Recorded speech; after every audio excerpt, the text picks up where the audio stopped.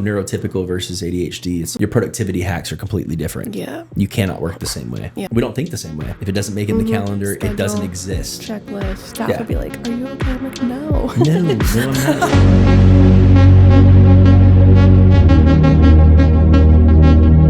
This is the Atomic Souls Podcast. You never seen a little, Yeah, we have exactly. one. It's just not loud enough. Oh, it's not loud enough? I got it on Shein. Here we go. Ready? Can I open the pod? Can I do that? Ready? Let's do it. Welcome to the Atomic Souls Podcast. No, I'm just kidding. Let's do it. Let's go. Oh, man. That should be how you open every episode. I'm going to clip it. And that exact clip is what we're going to open with That'll every be the time. clip. I wish you would not. No, I'm kidding. Oh, my goodness. Trevor's going to be the opening clip for every podcast and be like, now let's talk about Satanism. Oh, shoot. Just me doing that every time. Transition. There'll be like a little bit, a recurring bit. Did you ever see that thing with, it was the Lord of the Rings, and every time they take one step further from the Shire, this is the farthest I've ever been from the Shire. Yes.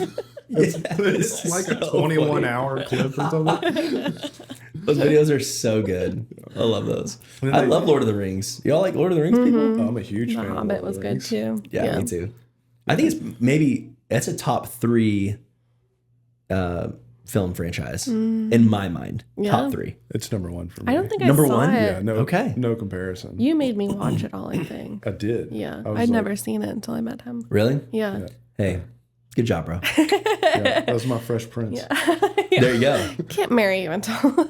Yeah. When I say one-liners from Lord of the Rings, you need to know what I'm talking about. Yeah. When I just randomly say, thou shalt not pass, you need to know that that's Gandalf. Yeah. What are you doing right now, dude? Why are you holding your arms out with a staff? You're not letting me pass into the freaking kitchen. Yeah. Why do you have a hood on right now? Like, what are you doing, man? What's happening? Why are your feet so big? What about second breakfast? Yeah, exactly. You need to understand these references. That's what it's all about. I agree. Well, awesome. Welcome to the podcast. Let's go. It's good to be back. Who are you? What do you do? Trevor Atchley, pastor of Radical Church, Kyle, Texas, and marketer on the side, and love to talk about leadership, business, life, family. I'm a dad, got 2 kiddos, Oakland and Tegan, 7 and 3, loving life, married, all that good stuff. So yeah, it's good to be back. We just got some Chipotle. Now we're getting sleepy. I'm getting sleepy. I know. But we got a Red Bull though, so we're good. Burping. There you go. You got to counterbalance it with substances. Exactly. There you go. What are your take on substance consumption? Oh, Lord. Are we addicted to caffeine? Yes. I think we are. Dude, when I got pregnant, they were like, you can't drink caffeine anymore. Right. 1 glass a day. And so I detoxed off caffeine. I was sleeping for a week straight. Was that really tough? Yeah. The first trimester in general was tough, but I think that was a huge factor. It's like, why are women so grumpy in that first trimester? They're sick all the time. It's because they ain't got no caffeine in them. No caffeine. They're used to drinking coffee. Yeah. Or a Red Bull or, literally anything. Lindsay's big thing, my wife, she loves Dr. Pepper. Mm-hmm. And so I love when she found out, you can't have caffeine, she's like, you mean to tell me I can't have any Dr. Pepper for this whole time? Mm-mm. She was solid though.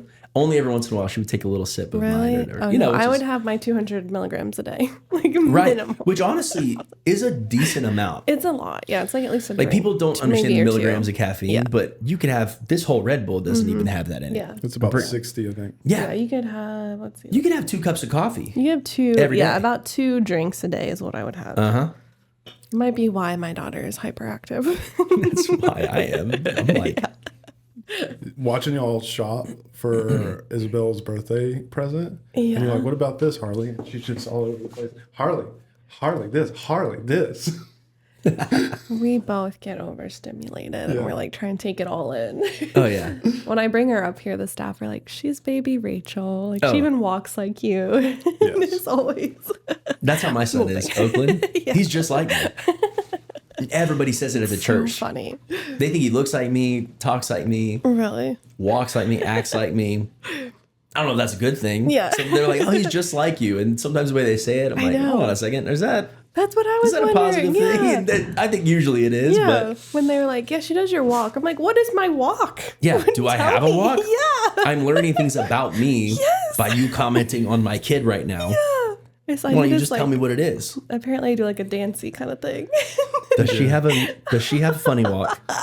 You have a certain stride to you. You know how That's a great way a to lot say of that. You know, husband thing to yeah, say. it's such a good way of putting that. Oh my gosh. A lot of people have like the capital attention deficit disorder. I have like Right. the hyperactivity capitalized. Got it. It's Yes. just more like everything's going. Yeah.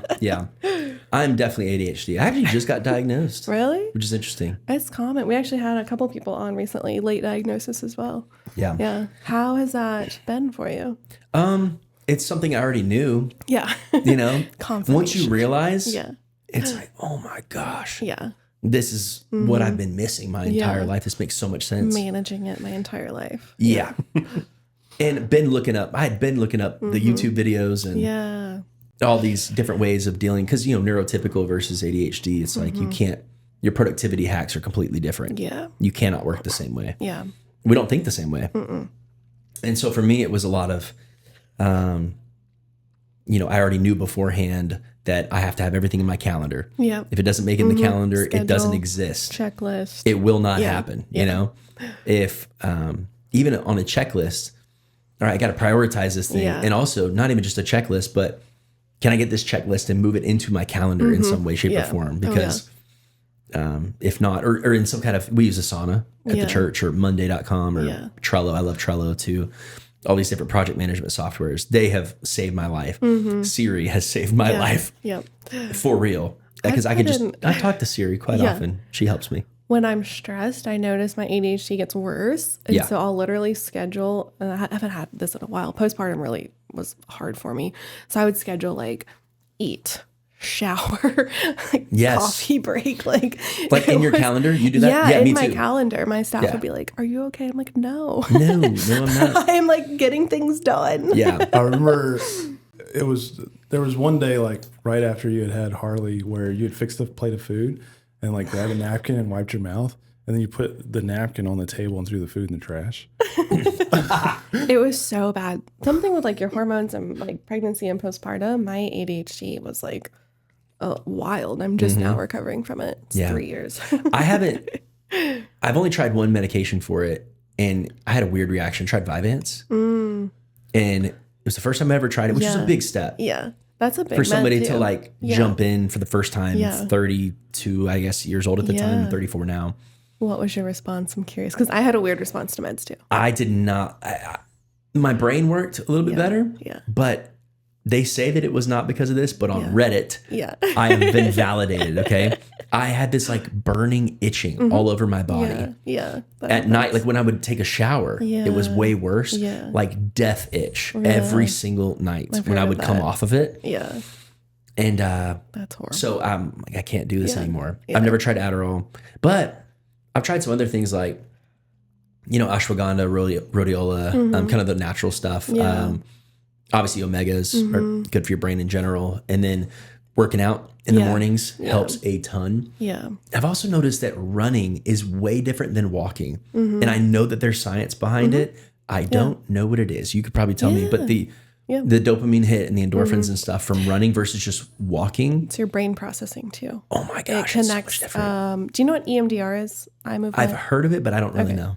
Eye movement desensitization and reprocessing. Okay. And it's based in running. Like the original person who created it, the story of when she came up with the idea was while she was running.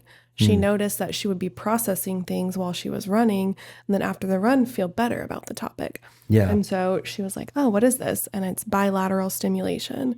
And so using both parts of your brain and running, I guess it has more impact than walking because it's more like intense.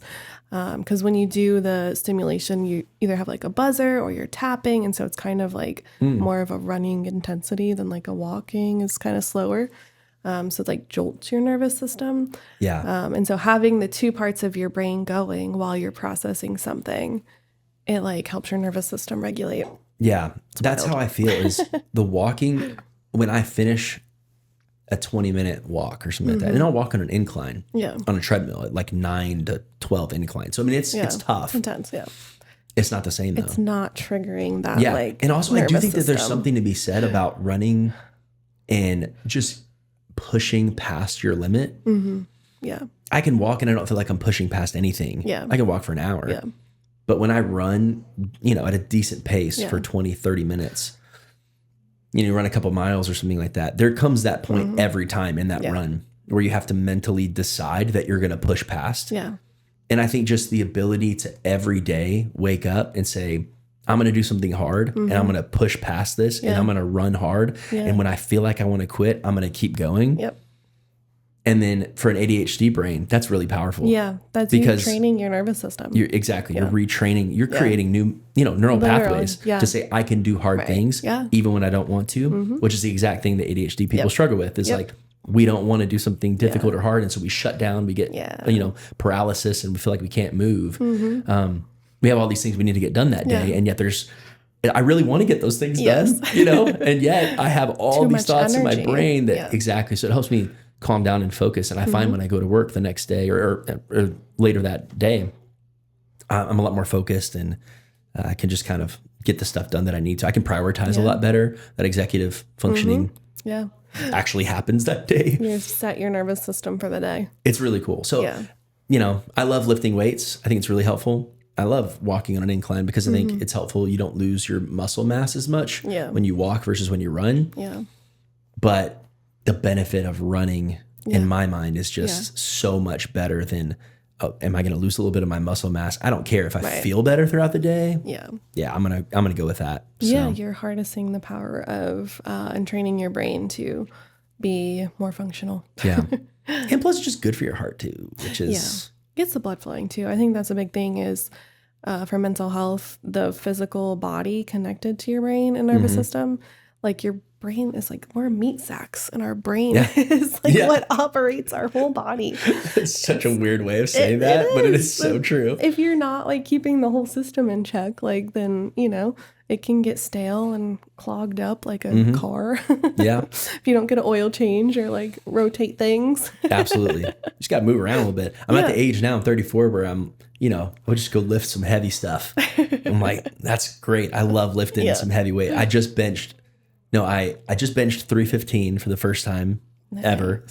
This is the most I've ever lifted in my life. And then I did an incline dumbbell bench with hundreds on either side, which was pretty sick, like dumbbells. And so I feel the strongest I've ever been, but at the same time, my joints are, I feel it. Yeah. So I can't just go out and lift some heavy stuff without stretching. And it's just going to be so important as I get older. But we took 6 months off. I took 6 months off trying to potty train our daughter from the gym, and we're finally back. This week I've been like sleeping so good because I'm so tired and exhausted and everything hurts. But I will say I'm really proud of myself because I'll get out there and I'm doing 20 bicep curls. There's like the little boys at the gym that are like doing like 10, 15. I'm like, come on, man. What's up? I'm doing 20. What are you even doing over here? You gonna let me outlift you right now? Yeah. I actually love going to the gym because of the social, like the peer pressure side of it a little bit. Yeah. And a lot of people don't go to the gym because they hate that. I go to the gym because I love it. Yeah, same. It pushes me. I'm like, dude, I'm not going to let this little punk over here push harder than I am. I'm not going to do that. Or my workout buddy. We push each other all the time. It's like, bro, I'm going to work twice as hard as you today. And he's doing the same with me. So it's pretty cool. See, Mike and I were trying to be workout buddies, but I am completely different amount of weights than he is. So I think he goes easy on himself. Our goals are different too. Yeah. You always want to do... That's going to come out wrong. I was going to say, you always want to do butt stuff. Why are you always doing butt stuff? Golly. I'm always want to do, upper body and... Every day is upper body. I'm like, what are we doing? Upper body. I'm like, I can't do upper body anymore. Guys specifically, we always focus on upper body. Girls are more lower body. It's just... Yeah. It's always been like that. It will never change, probably. So we had to stop doing that. I like being at the gym together, though. Yeah, it's fun. You can go together and then you just kind of go do our separate thing. Yeah, exactly. Yeah, and then you see each other from across the room. You're like, hey, what's up? Like, how you doing? Come here often. Yeah, dude. Oh, that's so funny. Yeah. Until somebody else does that to you, and then like then you're looking from across the room like, hey, hold on a second. Who's this freaking guy right now? Trying to talk to my dadgum wife, man. Right. Back the heck up, man. Yeah. I'm lifting more than them. They're not talking to me. I'm so oblivious to other people when I'm at the gym. I was thinking about what you were just saying about, the kind of I don't know, healthy competition with other people. Right. I am completely oblivious to other people being there. It's so entertaining. There was a guy people dancing. watch. Yeah, there was a guy dancing between his sets. And I was like, what are you doing? Are you on crack? Wait a second. He was doing Where do you this, go? Where do you work out? The Y. The You go to Y. the Y? Yeah. There's a dancing guy at Crunch. Oh, maybe it's the same guy. So I work out at Crunch. Jacked, bald. Not jacked. Okay. Not bald. He's jacked. I'm like, But- okay, whatever you're doing is working. Dude he literally dances between, and he's got something. I don't know what it is, but my man's got something going on up there. Okay. And like, God bless him. He is a funny dude It's because a lot of energy. he's got, same deal. I call him the dancing king. And so in between his sets, he'll just be dancing and having a good time, and he'll like be talking to himself. Yeah, yeah. He's looking at This himself guy in the was mirror, too, talking to himself. And it was just 2 days ago he did this. He drops the weights and he gets up and he's like, "You're effing old, man. You're effing old. Lift some weight." And I was like, oh my gosh. I'm in the middle of my set and I'm like pushing hard, and I just was like, pff, and I just dropped the weights. My buddy who was with me just started laughing because we could see him. He's right next to us. I'm like, I can't work out next to this guy. Maybe he is like He's too a funny. conduit of God. He's think like so. trying to like tell everyone else that. He was telling me, Yeah. I'm the one that's old, lift some weight. I was like, I will. I'm going. I'm sorry, Dancing King. I'll do you proud. I did this last week where I was debating on 2 sets. I was like, do I do 15s or 20s for bicep curls? And I was sitting there, and I think God heard me because some lady went and got the 15s, and I was like, all right, Yes. doing 20s. Yep. Gotta do more. Gotta do more than this lady over here. That's all that was left because the Y is kind of limited on. Yeah, the Y's a little Stuff. small. Got like one of everything. Yeah, not a childcare lot is there. awesome. No. Childcare is the best for sure. It's amazing. Harley loves it. And that's really helpful. yeah. It's her church. Yeah. That's funny. Yeah. That's so good. Yeah. She's a gym bro. Hey, I'd rather, he grew up in the gym and working hard and stuff like that and learning how to do hard things, lift some Yeah. weights. I Don't love let the boys push you around. Nuh-uh. She did say her favorite part of that day was a boy at Yes. the gym. Oh, So every night we do bedtime, and we'll rock for a little bit. We turn the lights off and rock, and I'll ask her, did you have a good day today? Yeah. I said, what was your favorite part? I saw a boy at the gym. I think it's because we told her no boys. Boys are yucky. And now she's like, Yeah. yeah, we did it to ourselves. I don't believe that. Yeah. Yeah. I'm like, did you see anybody else? Yeah, I saw a boy though. Oh, Okay. There's a girl at the church that says that she's Oakland's girlfriend. Yeah, I'm Oakland's girlfriend. It's like, Oh. what are you talking about? He's so manifesting it. oblivious. He has like no idea Yeah. that she like has this little, he's 7, they're 7, 8 years old. They have a little crush, whatever. And, but it's hilarious because Oakland, he likes to hang out with the older kids. He's a pastor's kid and he's growing up in the church. And we started the church when he was 1. So this is all he knows. Yeah. So all the older kids, they all know him, and he'll go hang out in a group of girls. And they're like middle school, high school girls. Yeah. And he'll just be standing in the middle of a circle of these girls, and he's cracking them up, and they're all like laughing their butts off. And he's just like, Eating like it up. dancing, being silly, whatever. And he's not just like being silly, but he's actually funny, like legitimately hilarious. Right. And so when they're laughing, it's not just, oh, that's cute. They're like, Right. oh, that's actually funny. And I'm Yeah. like, oh man, I'm nervous for You're you, kid, bro. dangerous, yeah. That is not good. Great for your social skills, but you make me nervous, kid. Guide him. All right, you know what I'm saying? Yeah. Oh my Is gosh. he gonna date cheerleaders? No, it doesn't. She's gonna make me tell the story. No, okay. He's probably going to. He's gonna date cheerleaders. I feel like he's going to. But Sorry, putting you on blast. it's fine. It's fine. I did only date cheerleaders. That's a thing. But I didn't know that I didn't know that my wife was a cheerleader until like we had really gotten into our relationship. And so then when I found out she was a cheerleader in 8th grade, I was like, yeah, that counts. It was like a wink from 1 God. year. Yeah. Exactly. I'm like, I was like 8 for 8 on cheerleaders. I'm not going to lose this one. I want to be able to say this. I don't know why. I just think it's a cool thing, I suppose. But And she was 8th grade year. She was a cheerleader, and I'm like, yeah, that counts. That works. Still counts. Yes, got it. I wanted a basketball player that played piano, and I thought that was a crazy request. Yeah. And then Mike showed up. Mike. I quit playing basketball and playing piano. He doesn't do it anymore, but You don't do either he of them? did when we No. met. Yeah. Wait, I didn't know you played piano. Yeah, I played for Oh, years. no. Yeah. Oops. Don't tell the pastor you play. Oh yeah, no, I don't play piano. Yeah, don't tell me you're a musician. Yeah. He did not lead worship at a church. Mike, what? You can sing? He can sing? A little bit. I wouldn't put him on lead, but Yeah. So we Maybe some background vocals. Yeah. You know, it's like where the church that we were going to, you had like basically 2 lead positions. You had the worship leader, the worship pastor, and then you had the music director. The music director Yep. controlled all the musicians and everything. And so I MD'd, and then Nate was the worship pastor. bro, you can't just casually drop that you were an MD. You can't casually drop that. Listen, Tim Martinez, my worship pastor, I need you to listen to this pod. My guy Mike right here. He's going to be reaching out. I quit all of it because of Rachel though. Whoa. Oh, yeah. Okay, so why'd you quit? What's the story? I mean, we went at 4 a.m. to New Orleans We did. for years, and Well, then we I were- moved to grad school. Okay. So I had been going to that church for a few years before I met her, and like, you know, I'd gotten really involved in everything, and then they decided that they wanted to go launch a New Orleans campus. So I went down there to New Orleans, and then I met her about that same time. My roommate was also opening it. Yeah, her roommate was one of the people that was coming She down was there a with singer. us. Kind of on the launch Singing. team. Yeah. And so anyway, yeah, we started dating, and I'm like, yeah, you got to come to church with me, and we got to be there at 4 a.m. So and we like, would leave at like 2 a.m. to drive because it wasn't, we were an hour and a half away. yeah, she would sleep in the car while we Yeah. would set up. 'Cause Wow. we would start setting up at like 5 or 6, right? Yeah, and then they didn't have church till like 8 or 9. Yeah. First service, and they had like 3 services. Yeah. And so we would do setup and everything. We would play, and in between the services, I would go sleep.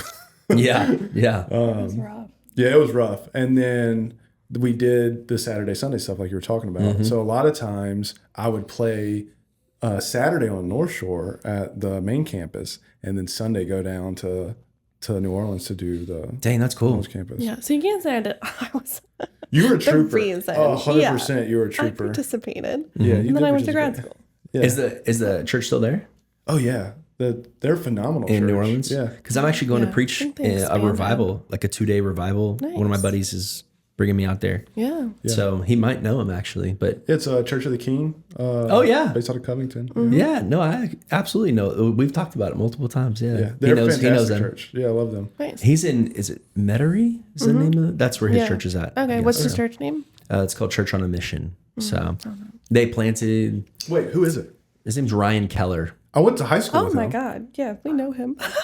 You know Ryan Keller? We went to high school together. He graduated That's like a year or two crazy. after me.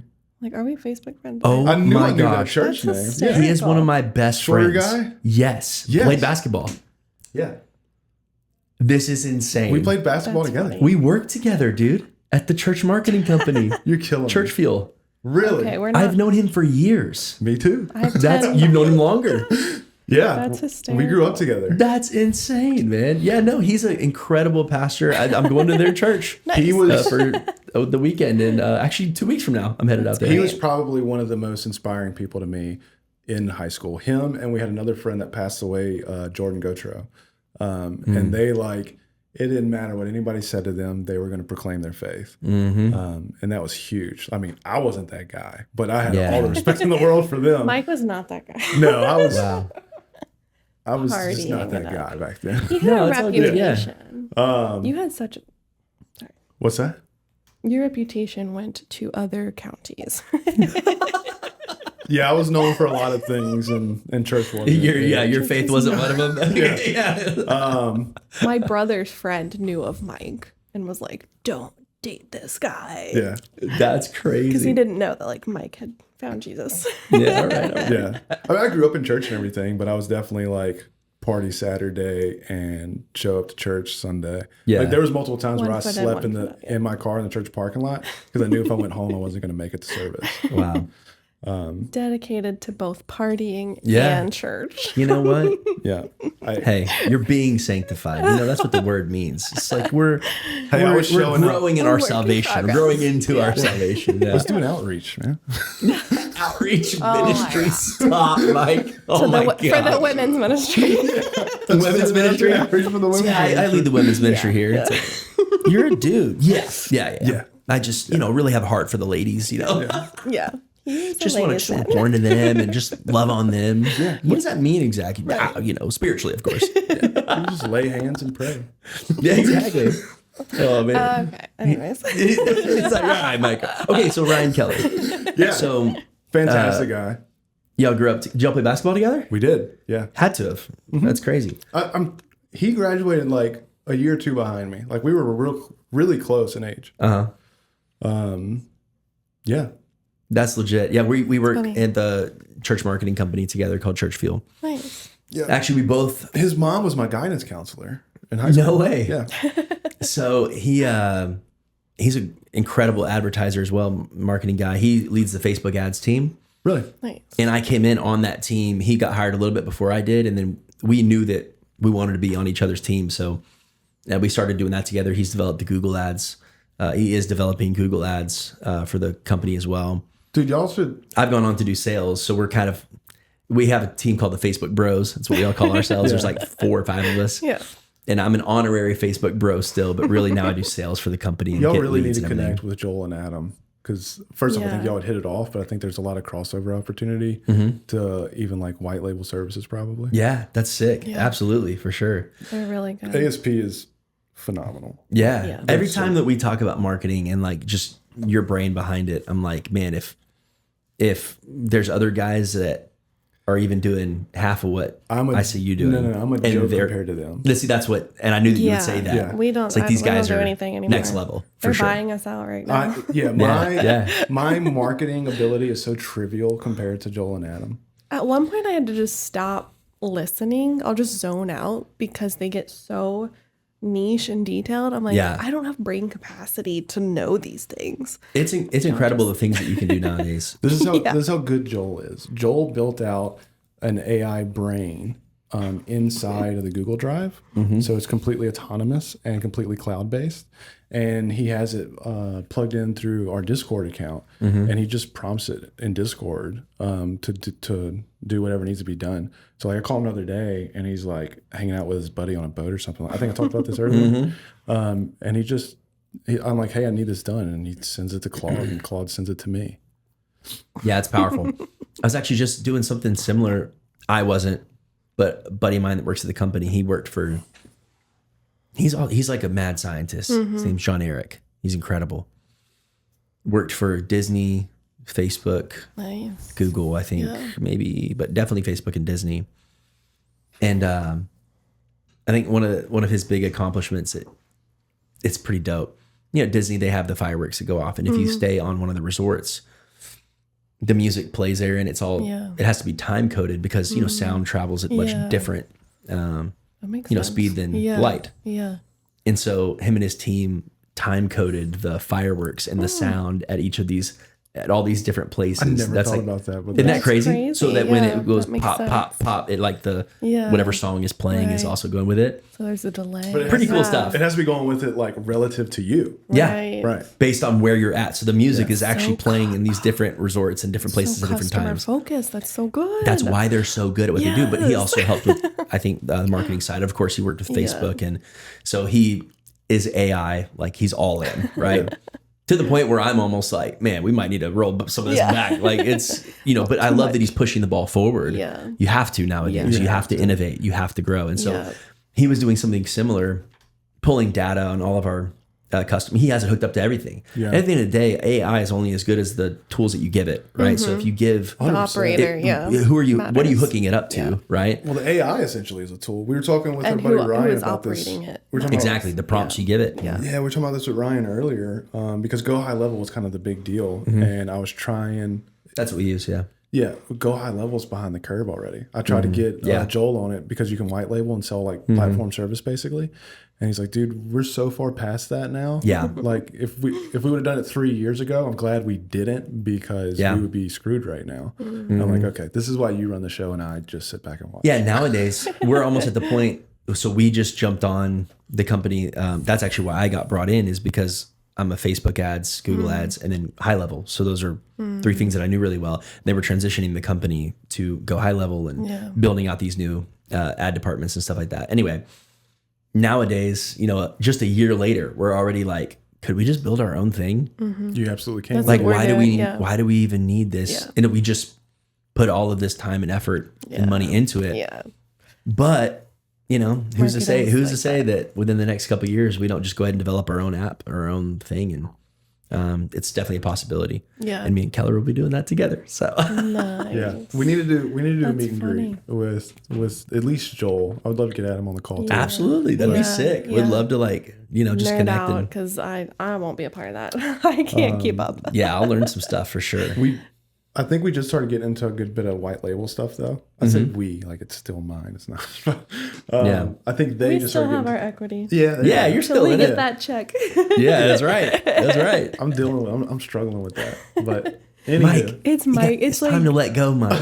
his identity is like Let- being questioned. Let the little gosling fly. I like He's the, become The last become a time it big one now. happened, Wolf of Wall Street, where he's about to exit, and he just grabs the microphone. It's like, I ain't fucking leaving. Yeah.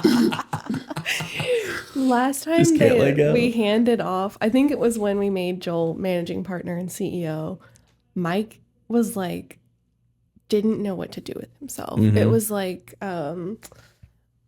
what's that movie where, what's this? John Travolta's like this.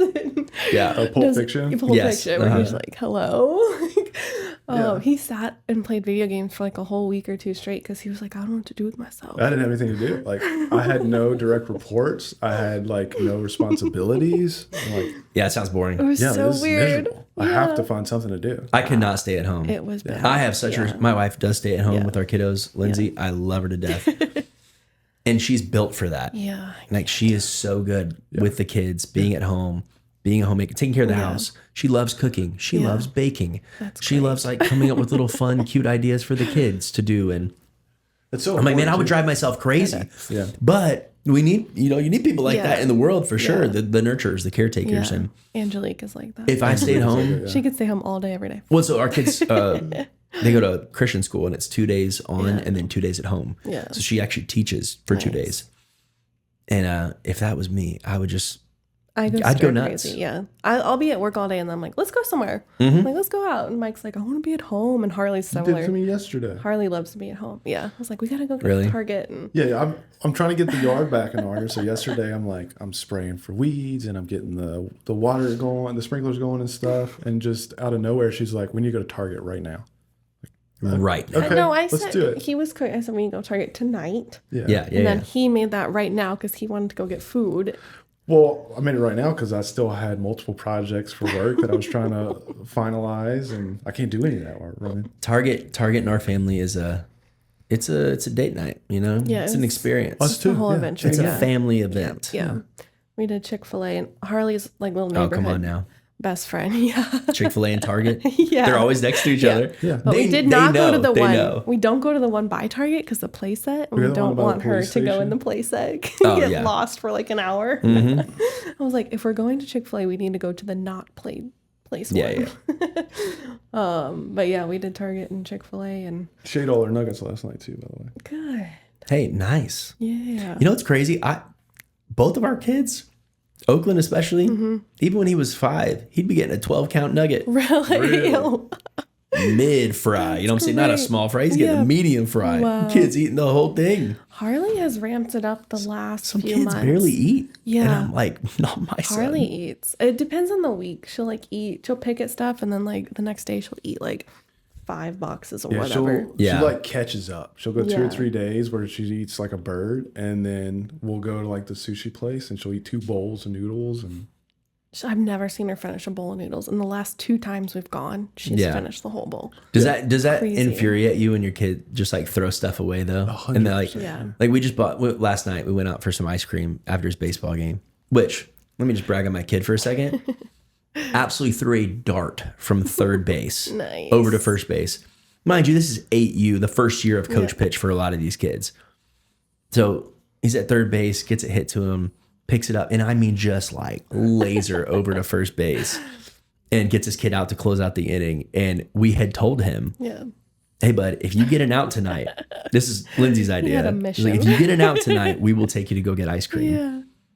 Honestly thinking like probably not going to get it out tonight. You know, like, he might be in the outfield. You know, sometimes literally the whole game will never get the ball hit to him. Yeah. Even if he's at second or third base or something. It's just the way it goes sometimes in little kid baseball anyway. And sure enough, he gets the ball hit right to him, scoops it, throws the kid out at first base.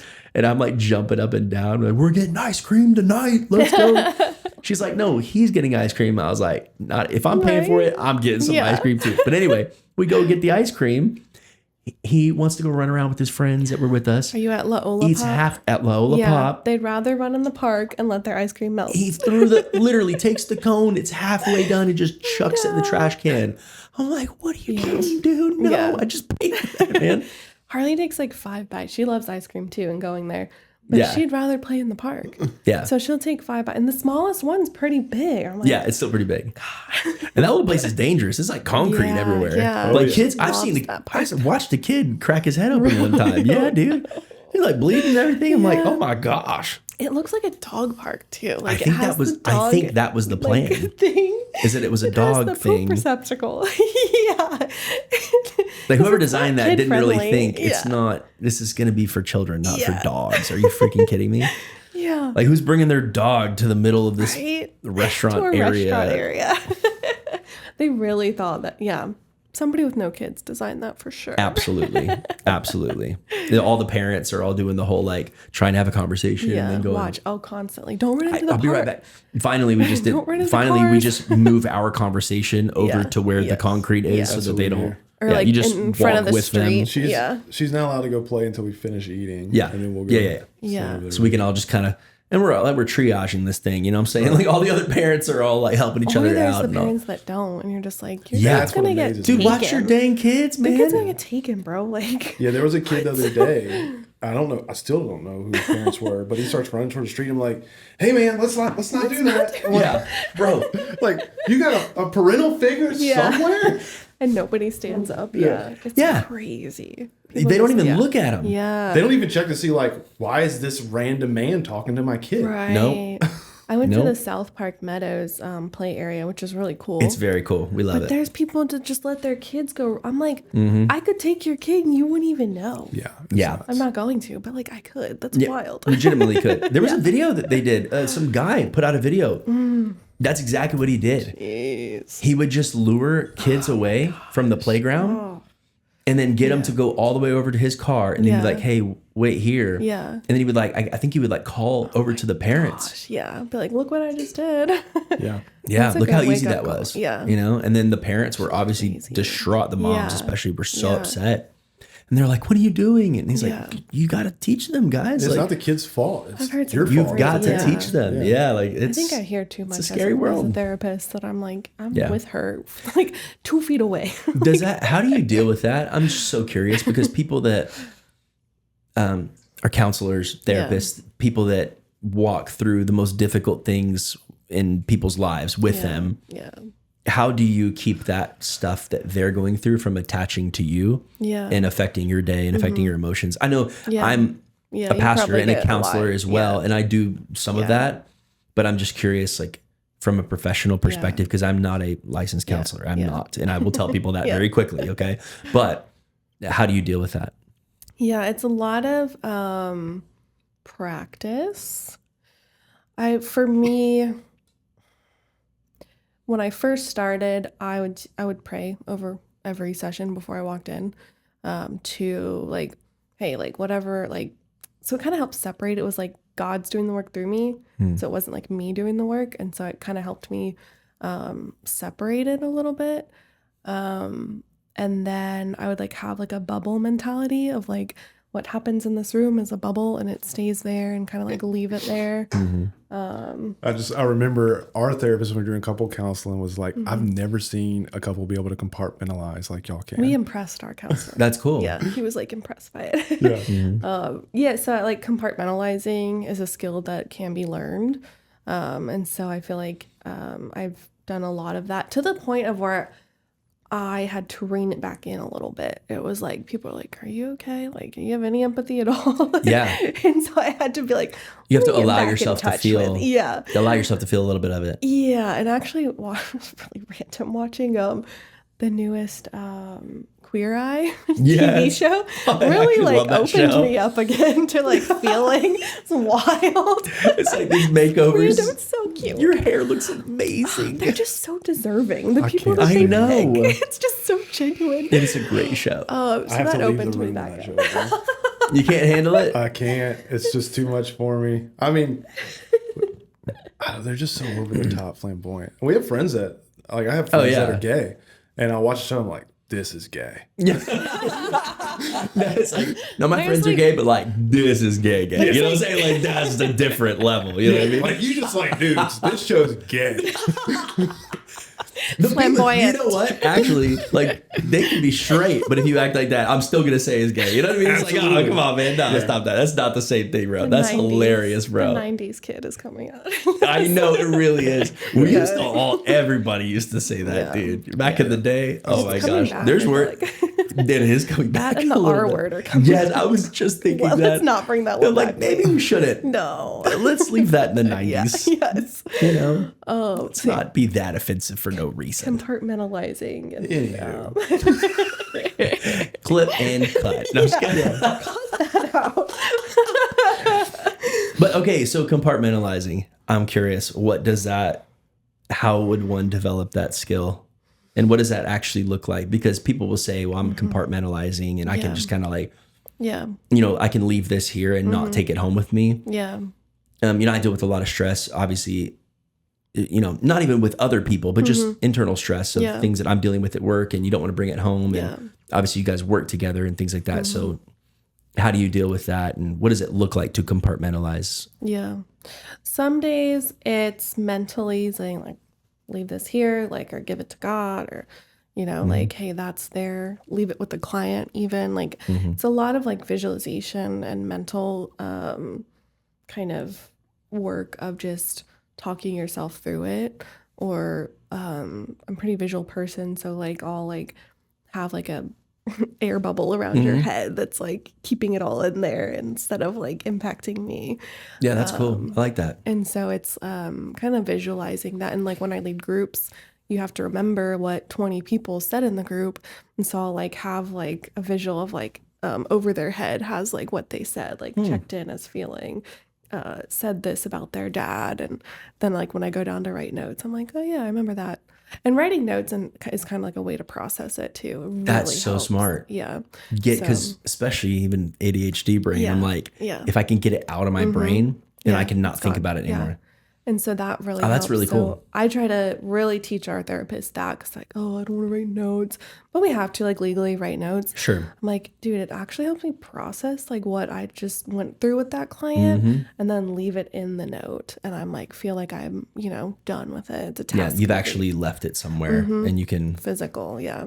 do you actually handwrite? Is it legally required or can you? We used to. No, we type, and now we can do AI. So I've actually required our staff, because I had to handwrite notes and case conceptualize with my own brain. Yeah. Now we have AI doing it for people, like built in, like closed loop AI that's HIPAA compliant, but still they're like not, I'm noticing a deficit in case conceptualizing. They're not understanding the full person or like putting together all the things that they need to put together to figure out where to take the client. And so we've been making them write case conceptualizations, not using AI. Yeah. Like doing homework assignments on like, okay, conceptualize this client or their client or whoever. Yeah, sometimes I do love AI and I think it's I think it's a net positive in a lot of ways, but It's great, but we're getting dumber. there's limitations, I think. And it's, you know, I just had a SOP.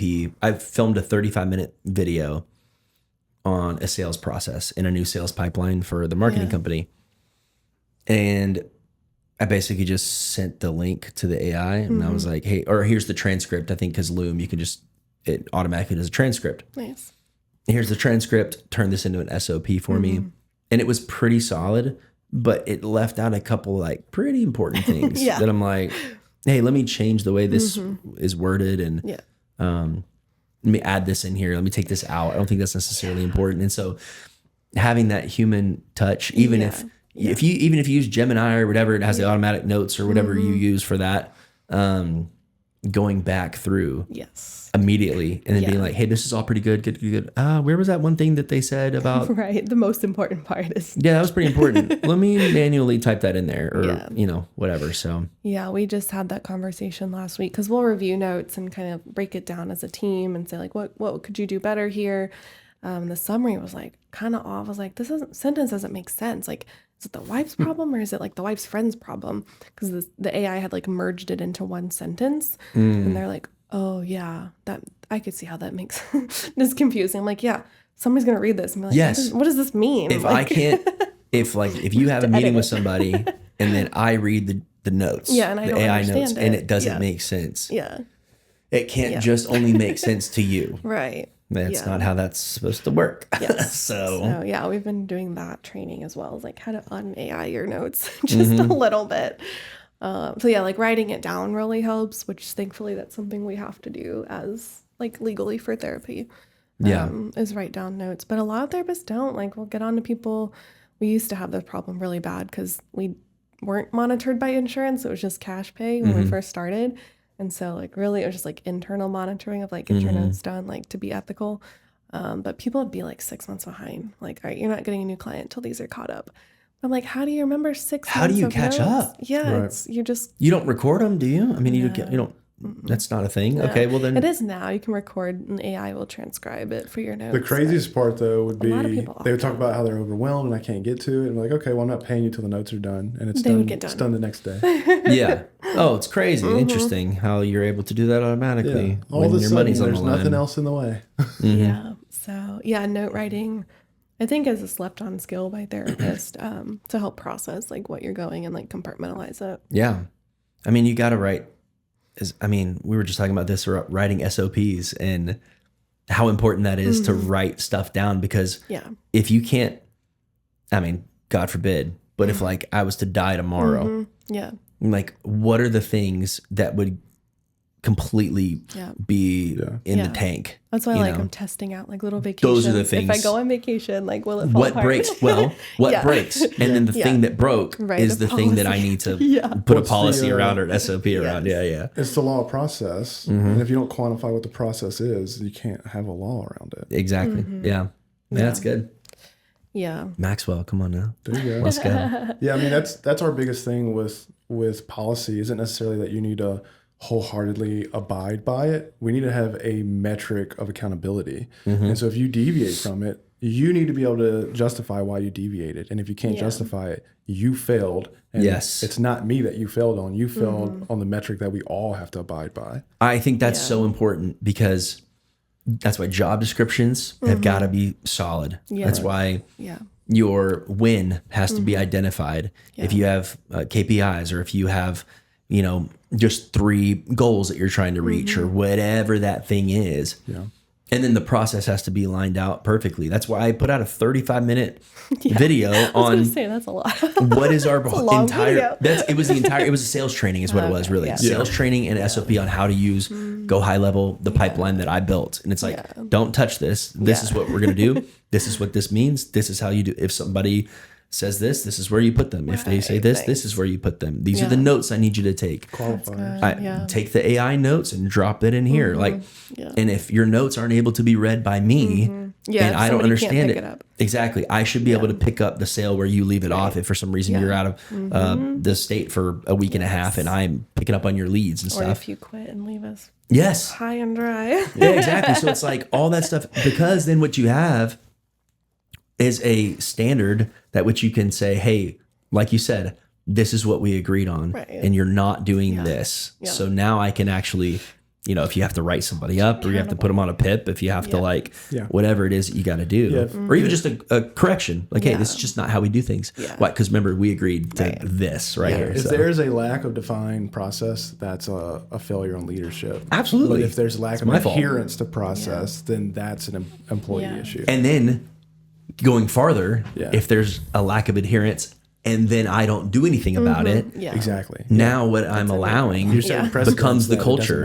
Exactly. And then the culture becomes, well, I don't have to take notes. Because they don't make me. And it's like resetting that is a lot harder. Setting it at the beginning is so much easier than having to go back. Like when you weren't monitored for a while and people were behind and stuff, and then you had to force everybody to catch up. That was probably a lot harder. We learned the hard way. But now anybody that's new, anybody that's new into the company, you set that precedent right up front. I guarantee you nobody's behind on notes right now. And if they are hearing about it. You know what I mean? So it's highly because it's a part of the culture now. So, it is. But you know, like we live and we learn these things and we get better as time goes on. So I've not always been great at it. So it's hard. And you don't know what you don't know too. Like I remember my mom would be like, y'all need more policy and procedure. And I was like, I don't know what to write it on. But now I'm like, oh yeah, I do know now. Like I had to like learn it the hard way. Now we're at the point to where we're all about like cross compliance. So the procedures have to make sense with each other. And they need to be able to reference each other. And so we're constantly we always refer to them as like they're living documents because they need to be able to be manipulated and pivot based off of how we operate as a business. Yeah, that's really good. And they're flexible. Like if somebody, even like we take UA samples, P samples. Every client does one a week. And I realized the procedure we had was outdated and conflicting. There were like different ones that were conflicting. And so I rewrote it and then I had them test run it this week. And so I asked like boots on the ground, hey, how did that work? Is there anything that was irrelevant or that you would add to it? And so we kind of modified it. Yeah, it's good. And then pushed it out. We always reference back the procedure. I was talking with Mike earlier today and he was asking me how to do something. I know what the answer to the question is, but I don't give him the answer. I say, well, what did it say in the procedure? So we develop a culture of we always reference a procedure. That is our holy book of the business. You can go find the answer because we have written it down somewhere.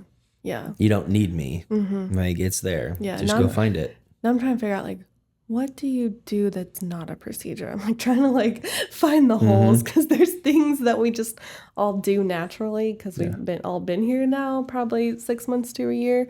Those are hard things to find sometimes. Yeah. It's like, wait, but if none of us were here and we brought in a whole new crew of people, like that's the thing though, is that I'm like, what do we not have process on? We have spent so much effort on creating a culture that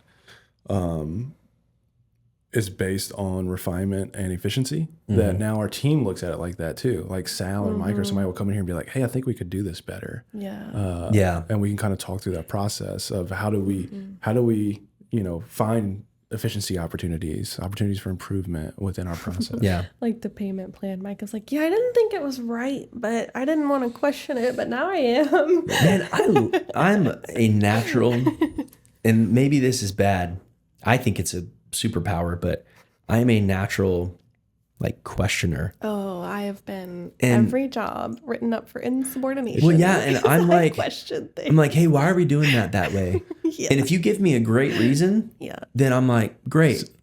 It's a superpower. It's a superpower when it's paired with sales capability. Well, when you're informed, when you're somebody that is, I was just talking to my buddy John Eric about this, the same guy who's the AI guy and worked Facebook and all that stuff. And he was saying, we have a lot of people asking questions about things, and it's getting really annoying because they're asking questions about why are we doing this, why are we doing that, or why are we doing, and he's like, listen, I don't need to explain this to you, just you need to do whatever we ask you to do. Lack of buy-in. He said, but if you ask why are we doing something, he said, I'm much more likely to be like, well, hey, let me give you an answer, or also, hey, why are you asking that, because do you have a different solution? Because we have the relationship, number one.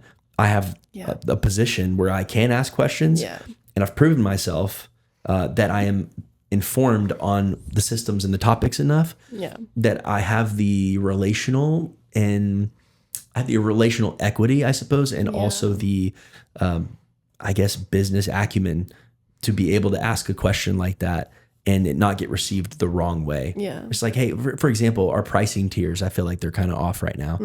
And nobody's saying anything about it. And I'm like, can we just we just have too many. There's just too many options. And I just want to consolidate. Good, better, best. Yeah, exactly. I just want to do 3. That's all I want. And I said, hey, I think I'm going to pitch this. Let's just do 3 different options. Like, why do we have 8 different? It's too confusing in marketing. Because the customer's confused. Yeah. We're confused. It doesn't build trust. You can't price anchor either. Exactly. Yeah. So I'm like, hey, why are we doing this? Is there a reason? Because if not, also, do you trust me to do my job and let's just consolidate this stuff? You know, lots of different things. For example, we have a weekly meeting with all of our customers. If they want to come to it, we train them on a few things. It's like 2 hours every Thursday. Everyone in our company is at that meeting. Wow. And so in my mind, I'm like, bro, that's an expensive meeting. Yeah. That's a 2-hour meeting with 30 of us. What is that billable hour rate? Exactly. So there's a 2.5 hour block where nobody is making sales. Yeah. And everybody blocks that off in their calendar. I'm in charge of sales. Why am I at this meeting with existing customers when I could be the one? I'll take that 2.5 hour block and I'll get you 3 sales in that 2.5 hour block while you guys are focusing on the current people. Our sales guys what are we doing? They have permission to leave staff meetings if they get a call. It's like, why are we all here? Do we all have to be here? It's not even Let's ask a permission question. to. They have the responsibility to. I've told them, I will chew your ass if you don't leave that meeting for this. If you're in a meeting with me and the phone rings and I see that you missed it because you're talking to me, no. That's not acceptable. Yeah. They're like, they have to go take a call, It's even like, if they're with current clients. Who has to be at this meeting? Yeah. Like if we have a meeting that we've been doing for 6 months or a year or 5 years, whatever, and we're all just there because this is what we do. Yeah. Or it's like, well, who actually has to be at this meeting? Yeah. And if you have something else that you could be doing that would increase revenue or, you know, help our current clients or get new clients or whatever it might be, or you have to define the KPI. Like with meetings, it's the same thing internally. Like, what is our KPI here? Are we creating strategic solutions for something? Do we all need to be here for that strategic solution, or is the KPI that we're culture building? Because which is fine. That's okay if that's it. If that's the KPI, and everybody has to be there, then great. Then sure, I'll be there. Goal, that's fine. There has to be some type of strategy behind it. It can't just be we're doing all hands on deck meeting because that's just what we do on Monday. Yeah. Exactly. And I think you need an all hands every week probably. Does it have to be 3 hours? You know, sometimes it's just fun and everybody, you know, whatever. But, you know, I think for me, I have a tuna can, which is a weird way of saying this, but our CEO of the marketing company, Ryan, I think he was told this by somebody else. And he said, it's just like a little illustration that, you know, you have to put tuna cans in certain spots when you're mowing the grasses. We got a grass thing here. Here we go. Yeah. And that's the way that you can tell the sprinklers if it's getting a certain amount of water in the tuna cans. Interesting. So you can just basically gauge it off of how much water is in each of these cans all over the place. Yeah. And if there's not enough in one, then you know that you need to move the water over there. Yeah. And so each of us has our own like tuna can, and it's like, hey, is the water being filled up in your tuna can? Yeah. So what is that? It's basically our goal or our KPI. Mine is to get 5 qualified like sales calls a day, basically. Like we want 5 booked calls of qualified leads every day. Yeah. And so if that's my tuna can, somebody else's tuna can is, you know, their job is to get the response time of our chat and our support down to like 10 minutes or something like that. You know, if it's 30 minutes right now, we got to keep it at 10 minutes. That's his tuna can. Somebody else is something else, you know? But if mine is sales, and I'm going to do my tuna can, it's like, well, then I got to advocate for myself to, I'm going to shake it up a little bit so that I can accomplish my job. Right. You guys go do your job, you know? And some of these people are like, oh, I want to do sales calls. I'm like, yeah, that's not your job, you know? And like, you're probably really good at it, maybe even. Yep. But like, if you have something else that you've been told is your primary responsibility, I'm going to put you low on the priority for the sales calls. You might get a couple, but I'm not going to put you as a high priority on the round robin there. Yeah, you know? Defining lanes is very, very important business once you get to a certain level. I mean, in the beginning, everybody's got to wear every hat, right? Exactly. You have to.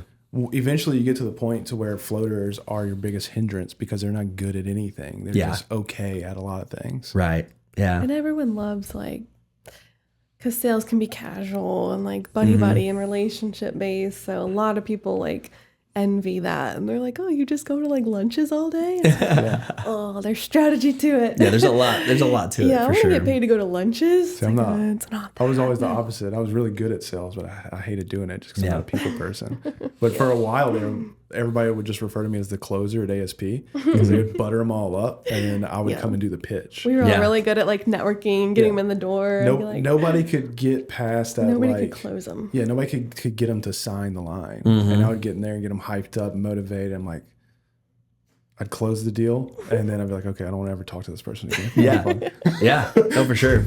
I'm terrible at, so we have account reps, and then now I'm doing sales, and I'm like, I have no desire to like, hey, you can work with, X number of churches to kind of onboard them. Yeah. Get them in the system. And then there's like a support team that if they need anything, they reach out to them. And I'm like, that's just not me at all. Yeah. Like I'm your hype guy. I'm going to get them in the door. I'm going to get them excited. Same. I'm going to hand them off to you guys. And then all their problems you can deal with. But I'm just going to get them to say yes. Yeah. Like that's my one, but that's my job now. Yeah. And so I'm like pumped about it because that's my main thing I get to do. Right. I will say that the people that are the jack of all trades, I think we are kind of like that in a sense. I think all of us have. Sometimes I think to be an entrepreneur, you have to be. Yeah. But you have to know where your highest ROI is at too. Yes. Yeah. And I feel like those of us that are good at a lot of different things, we can see from a high level how every little piece is going. So I think maybe if you put us in a more technical position where we do have one job that we have to focus on or one thing that we have to focus on, we would get bored. We probably wouldn't do a good job. But if you put me above everybody else and like, hey, can you analyze how all these people are working together right now and like, and see, is this process good and all that stuff? Oh, like this department is not really working well with this department. Can we define this stuff and figure that out? That's where I feel like those jack of all trades people do a lot better. And that's why a lot of ADHD people are entrepreneurs and we lead companies and stuff. We see systems. Part of ADHD is it's like a puzzle. Yeah.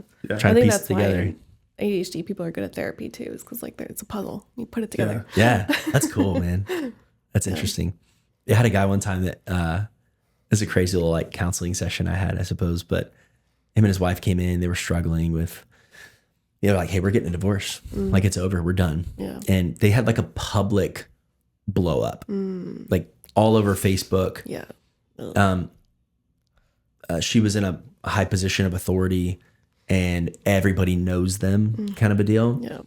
And so when it blew up on Facebook and it was like, yeah, they're done, for sure. So they come in and they sit down at the church. They're mad at each other. They haven't even seen each other. Oh no. This is the first time I'm the one that's like, you be here this time, you be here at this time, and they just show up and they're sitting across from me. And so anyway, they're mad at each other and just kind of messing around and being jerks to one another and everything. And I'm sitting there like, how am I gonna fix this here? And I just noticed like, I don't feel like he's really listening to her. Like she'll start to open up. Yeah. And then right when she starts to open up, he gets defensive and mad and comes at her. And then she shuts down again. Yep. And it's like, she doesn't feel safe to talk to him at all. And so anyway, she really finally started to open up. I was like, listen, I just want you to be quiet for a second. Just listen. Shut up. Yeah. So she starts to open up, starts crying her eyes out, pouring her heart out. And then he got super mad and starts yelling and everything. He gets up and is about to storm out and walk out. He's just pissed off at her. Yeah. And I stood up and I said, hey, you get over here and you sit the hell down and you listen to your wife. She is pouring her heart out to you right now. I said, you better sit down and shut up and listen to this woman right now. Yes. This guy, he's military too. He's like, he could mess me up probably. Okay. He's a scary guy. He's a good dude, but like, he's seen some stuff kind of a guy. Right. And so like he sits down and he sat down and he quieted down. She poured her heart out. And dude, he listened and he received it so well. And it's like, that's exactly what they needed in that moment. It's like, he needed the tough love of like a drill sergeant. That's what he could relate to. Yeah. So I just, You got to be all things to all people. That's, sometimes you just got to be that person. I was just. Oh, it was so much fun. And they're renewing their vows now. Like this years later, they've been together for years. They're going to do, it's so cool. They're doing so well. It makes me so happy. I was just coaching our newest therapist on working with white men. Really? Because he is. Older white men. Older white men. Specifically. Boomer and Gen X, yeah. Okay. He's from the Philippines. He's from the Philippines, and he's like millennial. And so he was like, I just can't get with these dudes. I don't know what's going on. I was like, you got to tell them what to do. Like, stroke their ego and tell them what to do. And he's like, it worked. Yeah. He's shocked. He's like, it worked. And I was coaching him through a couple of sessions with an older white dude. And I call it empathy boot camp, which is that, where it's like you just tell them to shut up and reflect back to each other. Like, okay, what did your wife just say to you? Not what you want to say back to her. What did she say to you? Yes. Reflect it back like a robot. She's mad at me, for this, this, and this. Okay, now is that correct, Sharon? Yes, okay. It's just like back and forth empathy boot camp until they actually like, get it in their head to just validate first and then find solution and clarify. Yeah. And that's so hard. That's why therapy and counseling is so important, because like it's so hard when you're the one having to deal with it and your feelings are hurt and you just are not a rational person at that point. Yeah. You are dumb at that point because your emotions are overtaking every bit of rational thinking that you could have. And so having that person to sit across from you and just be like, all right, listen, like let me help you just walk through the conversation together. It's like half the time what you do, I'm sure, is just framing the conversation. Reframing, like, hey, actually, like, is that what you meant? And they'll be like, no. And I'm like, yeah, did you mean this? And they'll be like, yeah. And then the other person's like, oh. Maybe let's say it like that so that they understand next time, It's like, oh my gosh. Yeah. I actually looked up another thing that helps compartmentalize things is the 4 Agreements. Have you read that book? 4 Agreements. It's super I don't know. short. I don't think so. I think Lori wanted to make it a required read, right? Yeah, Lori, it's super short. It's be impeccable with your word. Don't take anything personally. Don't make assumptions and always do your best. That's a really good way to like keep things separate from yourself. Is like, don't take what they're going through personally. Like, I'm not in your marriage. Like, I don't need to take it personally if you yell at me because I'm trying to mediate things. It's all good. It's all good. Wow. Keep it separate. I was just thinking about a conversation I had with a port captain on the boat. One of the captains on the boat kind of got in a dispute with somebody and was like, they said that he was yelling and cursing. I don't think he was. I think it was received wrong. But Chris, our port captain, great port captain. He calls him up. He's like, hey, man, you can't be cursing people. He's like, if you need to yell and curse at somebody, call me. Do it to me. Yeah.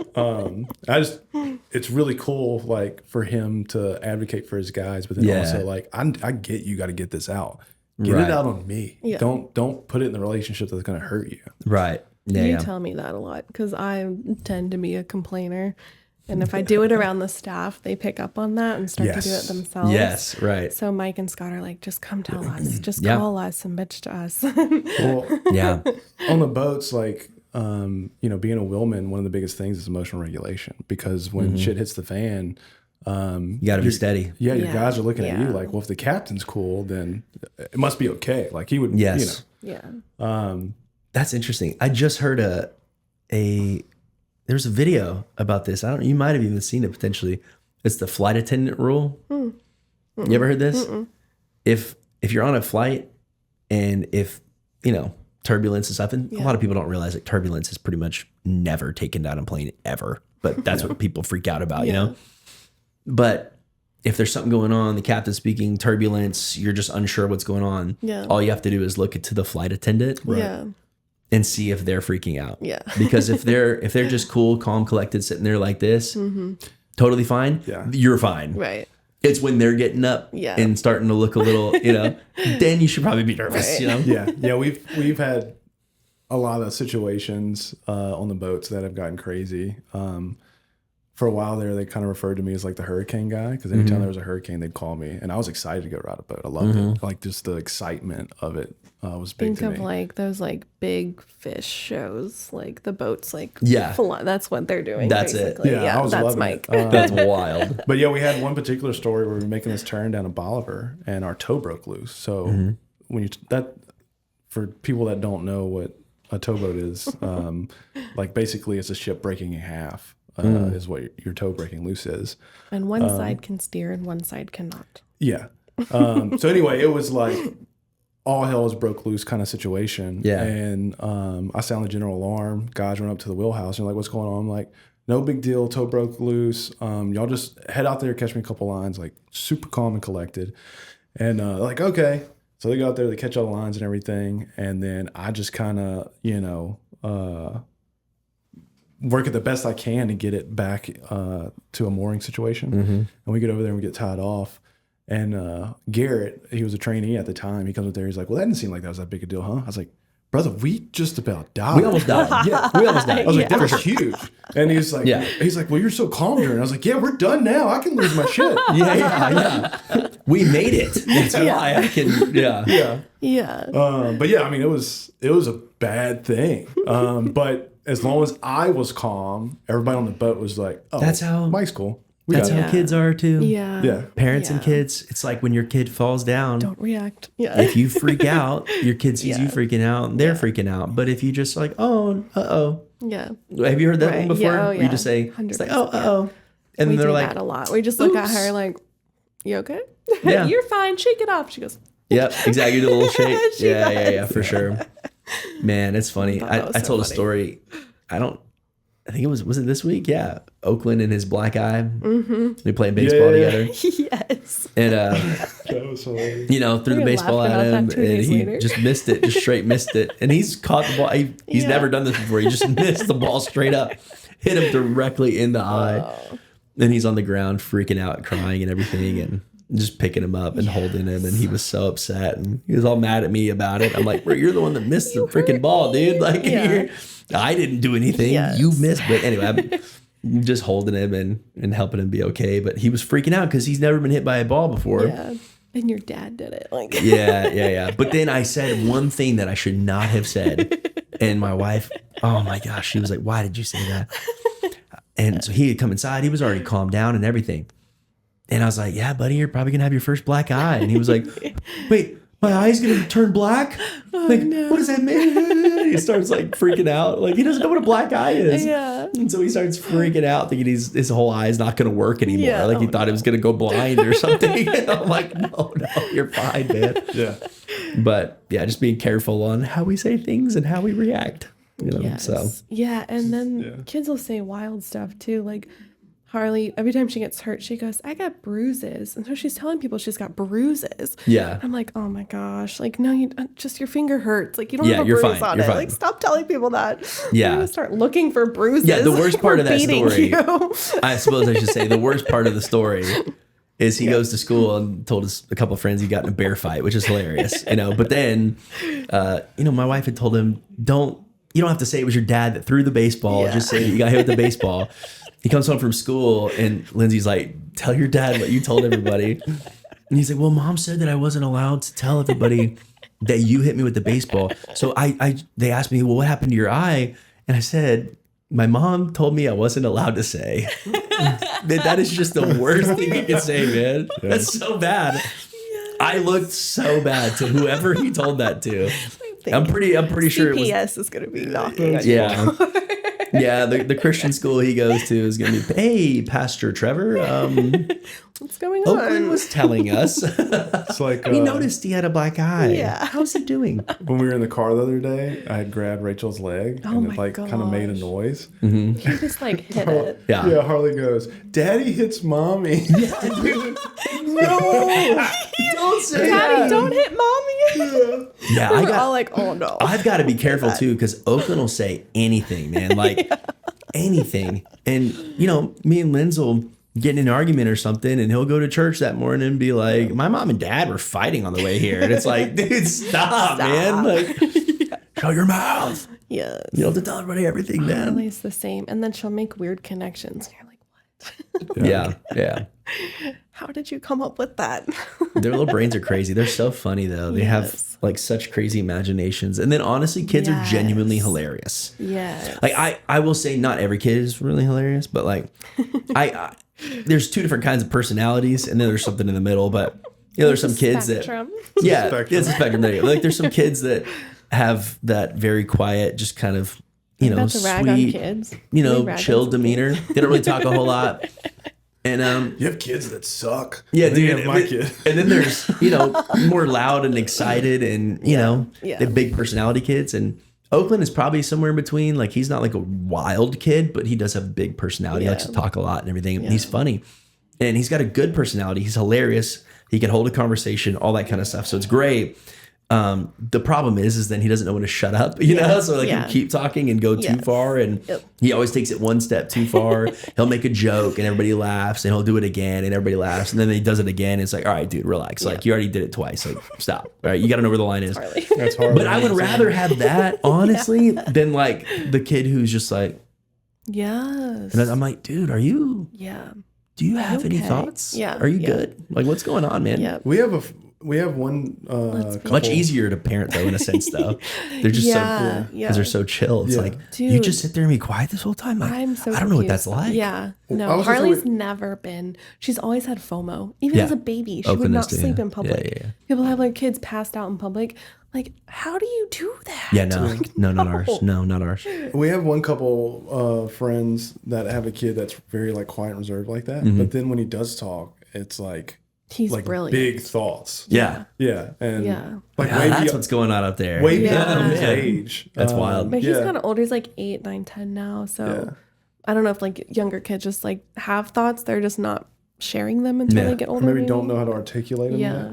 Mm-hmm. Yeah. But Harley, I learned on our trip to Pittsburgh that she does not know what personal space is. And her little friend wanted a lot of personal space. And Harley did not understand that phrase. Just like all over her or whatever. Yeah. And like, cause we let her be like all over us and we're like pretty hyper touchy-feely family. And so I had to teach her what personal space was. Like, some people don't like you to touch them or sit by them. And that's okay. Yeah, maybe just like back off a little bit, Yeah, exactly.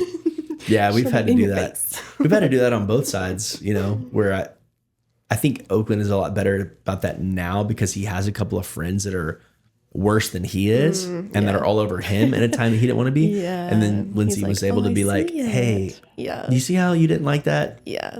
Make sure that you're not doing that to other people. I try to do it to Harley a little bit like that, where I'm like touching her. I'm like, see how this feels? She's like, I don't like it. I'm like, yeah, see? Yeah, don't do that. Yeah. Oh my gosh, that's funny. Be like all up in her face. Harley. Yeah. And she's like, stop it. And I'm like, yeah, how does that feel? Not great. Not great, Mom. Yeah. Oh my gosh, that's funny. She's a lot. Yeah. She's dumb. But talk about anxiety. Like she will make up stories in her head. Like the imagination, like that same family we went to visit has 2 big dogs. And she likes big dogs, but she was just scared of them for some reason. And they're like really sweet dogs. But they would like come up in her face or like lick her. And she made up, the dog like was sitting in the grass and just looked over at us. She goes, he's coming over here and he's going to get me. He wants this ball. I was like, none of that is happening. That's your imagination. Yeah. Nope. What are you doing? Yeah. It's just the anxiety of, a toddler, like the creativity they have is just like, pff, it just goes. It goes crazy. How old is she now? 3.5. Yeah, it's like peak, just wild imagination time, I feel like. So yeah, I was like, let's use this for good. I remember Tegan and Oakland, or Tegan and Harley are pretty close. If I remember right. That's cool. Yeah, they're pretty close in age. We need to play date because they liked each other. Yeah, absolutely. That's the best. When you have parents that you enjoy hanging out with, and then your kids also like hanging out. Yes. It's like the jackpot. Because when you're growing up, all it is like, I like you and you like me. Let's be friends. Yeah. And then you get married, and then it's like, Gonna need to like we couples have to like them, and then also the opposite has to like. I just did that anyway. Like it's weird hand motion, but whatever. You know what I'm talking about? Like I've got to like you and you, and my wife's got to like you, and it's like got to be a thing, and then but then you have to start having kids, and now it adds another. It's a third layer. Yeah, it's like we like the parents, but we have a lot of people that we love the parents. Your kids are nuts. Yeah. Like, I don't want my kid to be I know. influenced by your kid. I'm like, sorry, man. I felt like me and my friend were evaluating like if our kids were going to stay friends or not. Yeah. Because as babies, like they were babies, you know. But now it's like, oh, they're very different personalities. Like, And it's like you can kind of force it a little bit. Yeah. But like as they get older, it's like you're not going to be able to. Yeah. You're not going to be able to force that as much. So Yeah. I was wondering, I was like, is this going to work out? Like, are they going to still? I really hope they do, because like, is this going to get messed up because of them? Yeah. You little turds. Don't mess up my friendship. I was questioning it. Yeah. Yeah. As I've gotten older too, like the people that don't have kids, I love them to death. But like I have a lot of friends that don't have kids. Yeah. But we're 34 now. And It's hard to hang out with. yeah, it's just different. Yeah. You know, everything I do is, you know, we got our kids around. And so Yeah. it's not even that I have like a problem with them. It's just like we are in totally different worlds at this point. Yeah, I agree. That's probably one of the hardest things for me in the last few years is just having like close friends. Like I have a lot of people that I know I could call them at any time and they would show up for me, right? Yeah. But like people that you can like really do life with. Yeah, straight up. It's hard. I think it gets a lot harder as we get older. Yeah. And I think COVID changed a lot of that, though, if I'll be honest, too. I think, you know, 5 years ago, how old are you, Mike? 36. 36. Okay, I'm 34, so we're pretty close. But Yeah. we were having kids right before COVID, during COVID. And, you know, maybe before that, even in the church world, to be honest, small groups were a massive thing before COVID. Yeah. Afterwards, for like the last couple of years, it has been really tough to get people to like engage in that, because ain't nobody goes to people's houses anymore. Yeah. They just don't go over to somebody's house to hang out, which used to be a very normal thing to do. It's becoming, you know, people are a lot more open again. Yeah. I think they're getting to that point. But from 2020 to 2023, you just didn't see a whole lot of that. I feel like the last year or two, it's been getting better. But Well, the cultural normality of going to people's houses definitely changed with like the isolation of COVID. But then I feel like also the